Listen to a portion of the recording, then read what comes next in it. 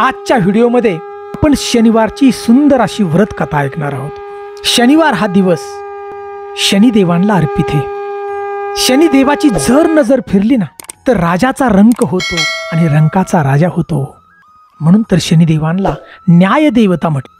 तर मित्रांनो, सुंदर अशी कथा फक्त शेवटपर्यंत ऐका, तुमच्या जीवनातली सगळी संकट दूर होतील, शनिदेव आनंदित होतील, तुमच्या जीवनामध्ये कधीही नजर टाकणार नाहीत। व्हिडिओ आवडला तरच लाईक करा आणि चॅनलवरती प्रथम असाल तर नक्की सबस्क्राईब करा। चांगला विचार प्रसारित करण्यासाठी आपला हातभार नक्की लागेल। आणि शेवटी कमेंट शनिदेवाय नमः अशी कमेंट आम्हाला जरूर करा।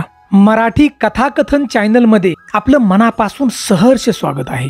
तर मित्रांनो, प्राचीन समयी एकदा सगळे नवग्रह सूर्य, चंद्र, मंगळ, बुध, बृहस्पती, शुक्र आणि शनी, राहू आणि केतू या नवग्रहामध्ये भांडणं लागली की सर्वांमध्ये श्रेष्ठ कोण। जो तो ग्रह म्हणत होता की मी श्रेष्ठ। या नवग्रहामध्ये निर्णयच होत नव्हता की श्रेष्ठ कोण, म्हणून सगळे नवग्रह स्वर्गाचा राजा इंद्रदेवाकडे गेले। आता इंद्रदेवानं पाहिलं की नवग्रह आल्यात। इंद्रदेवच घाबरला की नवग्रह कशाला आल्यात। या नवग्रहाने सांगितलं की हे राजा, आमच्यापैकी श्रेष्ठ कोण तुम्ही सांगा। आता इंद्रदेव घाबरले आणि इंद्रदेव त्या ठिकाणी म्हणले, मी निर्णय देण्यासाठी असमर्थ आहे, मी तुमच्यापैकी श्रेष्ठ आहे, मी सांगू शकत नाही। कारण इंद्रदेवाला माहीत होतं की जर नवग्रहापैकी एकाला आपण श्रेष्ठ म्हणलो तर बाकीचे जे ग्रह आहेत त्याची पीडा आपल्याला सहन करावी लागेल। आणि इंद्रदेवाने नकार दिला त्या ठिकाणी कोण श्रेष्ठ आहे सांगण्यासाठी। परंतु एक उपाय सांगितला नवग्रहांना की हे नवग्रहांनो, या पृथ्वी तलावर विक्रमादित्य नावाचा राजा आहे उज्जैनला। हा राजा फार दयावंत आहे, हा राजा न्यायप्रिय आहे या संपूर्ण पृथ्वीवरती, की देवांनाही न्याय देऊ शकणार हा राजा आहे। तुम्ही या राजाकडे जा आणि हाच राजा तुमच्यापैकी श्रेष्ठ कोण आहे हे सांगेल। आता इंद्रदेवाचं सगळं हे बोलणं ऐकलं आणि हे सगळे नवग्रह उज्जैनला आले राजा विक्रमादित्याकडे आणि सगळा प्रकार सांगितला की हे राजा, आमच्यापैकी श्रेष्ठ कोण तुम्ही सांगा। आता विक्रमादित्य राजाला सुद्धा प्रश्न पडला हो की जर मी नवग्रहापैकी एकाला सांगितलं श्रेष्ठ तर हे बाकीचे ग्रह मला पीडा देतील। मग राजाने सुद्धा एक त्या ठिकाणी उपाय सुचविला। राजानं 9 आसनं तयार केली। सुवर्णाचं आसन, रज, काश्य, पितळ, शिसा, रांघा, जस्ता, अब्रक आणि लोहा म्हणजे लोखंड, अशी 9 सिंहासनं तयार केली राजानं विक्रमादित्यानं। आणि सगळी सिंहासनं ही क्रमानुसार ठेवली आणि सगळ्या ग्रहांना सांगितलं की तुम्ही या सिंहासनावरती बसून घ्या आणि जो कोणी शेवट राहील तो लहान। आता सगळे ग्रह पटापटापटा बसले सिंहासनावरती। शेवटचं आसन होतं लोखंडाचं आणि ते आसन मिळालं शनिदेवाला। शनिदेवाला फार राग आला। शनिदेव त्या ठिकाणी म्हणू लागला की हे राजा विक्रमादित्या, तू मुद्दाम होणे सगळं केले। तू मला ओळखत नाही की सूर्य राशीमध्ये 1 महिना असतो, चंद्र 2.25 महिने आणि 2 दिवस असतो, मंगळ 1.5 महिना असतो आणि बृहस्पती 13 महिने असतो, बुध शुक्र 1 महिने असतात राशीत। परंतु हा शनिदेव 2.5 वर्ष ते 7.5 वर्ष मोठ्या मोठ्यांचा मी विनाश केला आहे। विक्रमादित्य राजा, तुला हे जड जाईल। आणि शनिदेव त्या ठिकाणी विक्रमादित्याला सांगत होता की भगवान विष्णूचा अवतार श्रीराम, त्यांच्यावरती 7.5 आली, वनवास भोगावा लागला। रावण, आणि ज्यावेळेला रावणावरती 7.5 आली त्यावेळेला रावणाची सोन्याची लंका वानरांनी जाळून टाकली। भल्या भल्यांना मी सोडलं नाही तर तू काय माझ्या पुढे। हे विक्रमादित्य राजा, तू सावध राहता, तुझ्या जीवनामध्ये मी येणारच या ठिकाणी सांगितलं आणि शनिदेव रागून निघून गेले। आता दिवसामागून दिवस पुढे चालले होते। राजा विक्रमादित्य हा राजा काळभैरवाची भक्ती करणारा राजा होता, न्यायप्रिय राजा होता या पृथ्वीवरचा। परंतु लक्षात घ्या, शनिदेवाच्या पुढे कुणाचं काय चालत नाही। दिवसामागून दिवस निघून गेले आणि एक दिवस शनिदेवानं ठरवलं की विक्रमादित्याच्या राशीत आपण जायचं। आणि उज्जैन नगरीमध्ये शनिदेव घोड्यांचा व्यापारी बनून आले, घोडे घेऊन आले उज्जैन नगरीमध्ये, सुंदर अशी घोडे। राजाला समजलं आणि राजाने आपल्या अश्वपालाला सांगितलं की सुंदर असे घोडे विकण्यासाठी एक व्यापारी आलाय, आपल्याला घोडे खरेदी करा। विक्रमादित्याचा जो अश्वपाल होता त्यांनी सुंदर सुंदर असे घोडे, चपाळ असणारे, उंच असणारे घोडे, वेगवान पळणारे घोडे खरेदी केले।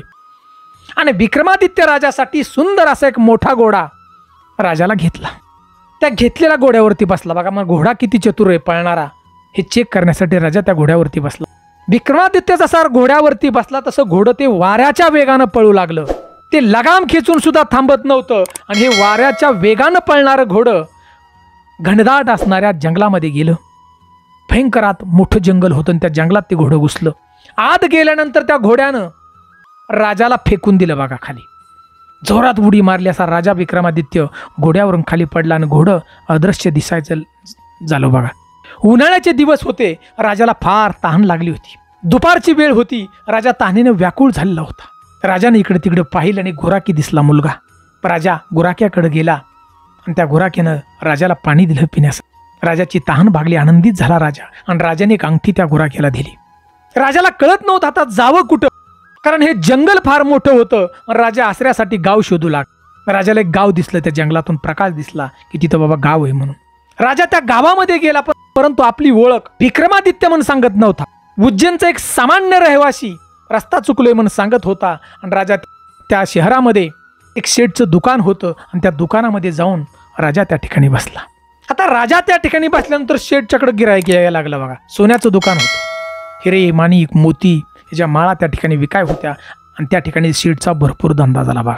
तर धंदा झाल्यामुळं त्या शेठला वाटलं की हा जो आलेला व्यक्ती आहे फार भाग्यवंत दिसतोय, की ह्याचा पाय लागला माझ्या दुकानाला आणि माझा आज व्यापार चांगला झाला. आनंदित झाला तो शेठ आणि विक्रमादित्याला आपल्या घरी घेऊन गेला बघा जेवण करण्यासाठी. संध्याकाळी एक खोली होती शेठची. सुंदर असा स्वयंपाक तयार करून विक्रमादित्याला जेवणासाठी दिला. विक्रमादित्य त्या ठिकाणी जेवला, परंतु त्या खोलीमध्ये खुंटीला अडकवलेला एक हार होता. हिरे माणिक मोत्याने मोठा हार होता. राजाचं जेवण झालं. शेठ त्या ठिकाणी आला आणि पाहिलं तर हारच नाही. त्या ठिकाणी खुंटीचा हार गायब झाला. शेठला वाटलं की ह्याच व्यक्तीने तो हार चोरला. शेठने त्या ठिकाणी ज्या नगराचा राजा होता राजाला सांगितलं की हा चोर आहे व्यक्ती, माझ्या घरातला हार यांनी चोरलाय. दरबारामध्ये त्या ठिकाणी विक्रमादित्याला उभं केलं. चोर म्हणून सिद्ध झालं. शेठने सांगितलं ह्यांनीच चोरलाय. राजाचा न्याय फार कडक होता चोराला. राजानं सांगितलं याचा हातपाय तोडून टाका. विक्रमादित्याचं हातपाय तोडलं बघा. आणि हातपाय तोडून चोरीचं शासन म्हणून त्या ठिकाणी विक्रमादित्याला गावाची जी वेस होती वेशीवर नेऊन बसवलं बघा. भयंकर अशा यातना विक्रमादित्याला होत होता. डोळ्यातून पाणी वाहत होतं. आणि त्याच गावातील एक तेली होता. तो तेली आपला बैलगाडी घेऊन चालला होता. तिथं तेल्याला दया आली हो. कुणीच त्याला घेऊन जात नव्हतं बघा. हातपाय तोडल्यावर कोण जाणार घेऊन त्या व्यक्ती, परंतु तेल्याला फार दया आली. राजाला विनंती केली की ही व्यक्ती मला द्या. राजा म्हणला जा घेऊन तुझ्या घरी. तेल्यानं विक्रमादित्याला उचलून गाडीत ठेवलं आणि आपल्या घरी घेऊन गेला. ज्या ज्या ठिकाणी तेली जाईल त्या ठिकाणी विक्रमादित्याला घेऊन जात होता. आणि त्या दिवशी असाच विक्रमादित्याला तो गाडीत घेऊन चालला होता.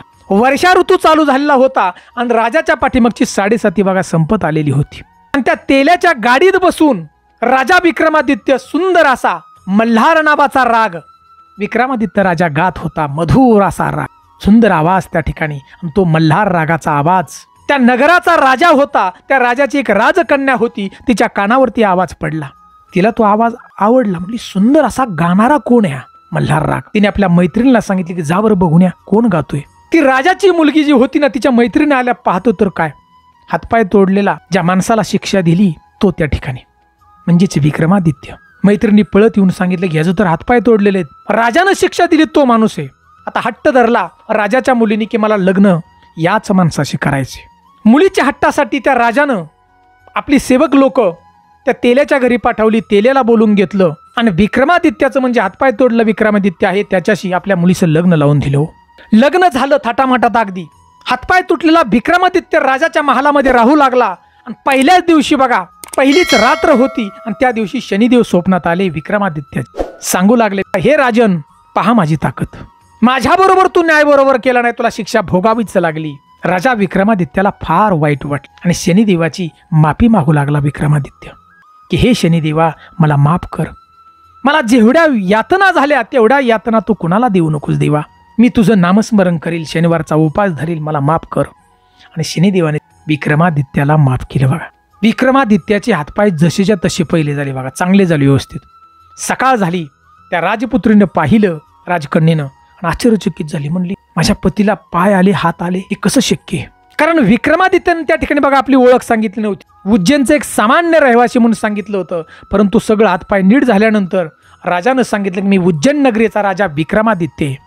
हे तिथल्या राजानं ऐकलं, त्याच्या मुलीनं ऐकलं, सगळे आनंदित झाले. आणि सगळ्या नगरामध्ये बातमी पसरली की ज्या चोराचे हातपाय तोडले होते त्याचे हातपाय परत आले. आता ही शेठला बातमी कळाली ना. कारण शेठचा हार चोरीला गेलेला होता आणि त्याच्यामुळे हातपाय तुटले होते. शेठ त्या ठिकाणी धावत आला. जसेच्या तसे हातपाय झाल्यामुळे शेठ माफी मागू लागला. विक्रमादित्याने त्या ठिकाणी खरं खरं सांगायला चालू केलं की अहो शेठ, तुम्ही माफी मागू नका, तुमची चूक काय नाही. शनिदेवाचा कोप झाल्यामुळे ह्या सगळ्या घटना घडत आल्यात. मी राजा विक्रमादित्य आहे. शेठने सांगितलं की माझी चूक तर आहे, आणि माझी चूक जरी नसली, शनीचा कोप जरी असला तरी तुम्ही माझ्या घरी जेवण करा या. मग विक्रमादित्याने ऐकलं बघा, आणि त्या शेठच्या घरी विक्रमादित्य जेवण करण्यासाठी गेले. पत्नी सकाट सुंदर असा स्वयंपाक तयार केला होता. विक्रमादित्य राजा त्या शेठच्या घरी जेवण केलं, आणि ज्या खुंटीचा हार गेला तो हारही त्या ठिकाणी परत आला बघा, जसाच्या तसा. विक्रमादित्यानं जेवण केलं. सुंदर अशा रथामध्ये पती पत्नी उज्जैन नगरीमध्ये परत आले. उज्जैन नगरीमध्ये स्वागत केलं राजाचं परत आल्यानंतर, कारण हा काळ जवळजवळ 7.5 वर्षाचा काळ गेलेला होता. सगळी 7.5 संपल्या शनिदेवाची, आणि तेव्हापासून राजानं पूर्ण उज्जैन नगरीमध्ये शनिवारचं व्रत चालू केलं शनिदेवाचं, की सगळ्या रयतेनं शनिवारचं व्रत धरावं आणि शनिदेवाचं नामस्मरण करावं. तर मित्रांनो लक्षात घ्या, विक्रमादित्य राजाला सुद्धा शनिदेवाचा कोप सहन करावा लागला होता. म्हणून शनिदेवांना न्याय देवता म्हटलं जातं. असा हा शनीचा कोप आहे. त्यामुळे आपल्या जीवनामध्ये अशी संकट कधीही येऊ नयेत. शनीची नजर, शनी आपल्या राशीमध्ये येऊ नयेत. म्हणून उत्तम असा उपाय आहे की शनिवारचा आपण उपास करावा, व्रत करावं आणि शनिदेवाचं नामस्मरण करावं. तर मित्रांनो, सुंदर अशी कहाणी ही शनिदेवाच्या व्रताची होती. शेवटी आम्हाला कमेंट शनिदेवाय नम अशी कमेंट न विसरता आपण नक्की द्या, कारण शनिदेवाचा आशीर्वाद आपल्यावर नक्की राहील. जय हिंद, जय महाराष्ट्र.